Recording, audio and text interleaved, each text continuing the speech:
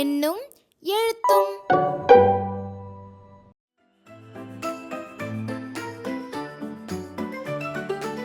அனைவருக்கும் வணக்கம். கல்வி உரிமைகள். இந்த கட்டகத்துல குழந்தைகளுக்கான கல்வி உரிமை சட்டத்தின் முக்கிய அம்சங்கள் மற்றும் பல்வேறு கல்வி திட்டங்களை தெரிந்து கொள்ளும் விதமா கற்றல் விளைவு கொடுக்கப்பட்டிருக்கு. இந்த கட்டகத்துல ஒவ்வொரு குழந்தைக்கும் கல்வி கிடைக்க வேண்டியது மிக முக்கியம்.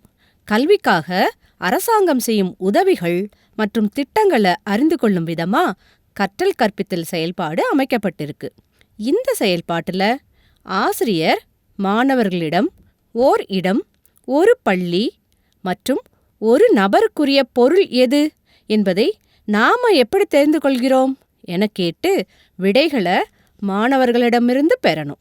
பள்ளி வளாகத்துல எங்கெல்லாம் பள்ளியின் பெயர் எழுதப்பட்டிருக்குன்னு கேட்டு பள்ளியின் பெயருடன் தகவல் பலகைகளில் எழுதப்பட்டுள்ள மற்ற விவரங்கள் குறித்து தெரிஞ்சுக்க வாங்க பள்ளி சுற்றுலா செல்வோம் அப்படின்னு சொல்லி பள்ளி வளாகத்திற்குள் மாணவர்களை அழைத்து செல்லணும். அங்குள்ள தகவல் பலகையை பார்த்து விவரங்களை மாணவர்கள் தங்களது குறிப்பேட்டில் குறிச்சிக்க சொல்லணும்.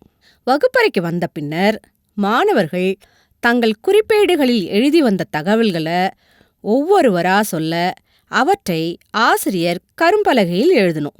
பின்னர் கரும்பலகையில் எழுதப்பட்ட தகவல்கள் மற்றும் ஆசிரியர் கையேட்டில் கொடுக்கப்பட்டுள்ள குறிப்பை கொண்டு இலவச மதிய உணவு திட்டம், ஒருங்கிணைந்த பள்ளி கல்வி திட்டம் போன்ற பல்வேறு கல்வி திட்டங்களையும் கட்டாய கல்வி உரிமை சட்டத்தின் முக்கிய அம்சங்களையும் மாணவர்களுக்கு கூறி அவற்றின் முக்கியத்துவத்தை அறிய செய்யணும்.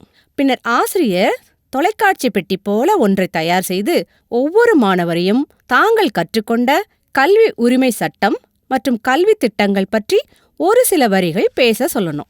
செயல்பாட்டின் முடிவில் பயணம் செய்வோம் பகுதியில் உள்ள பயிற்சி நூல் மற்றும் பாடநூல் செயல்பாடுகளை மாணவர்கள் மேற்கொள்ளணும்.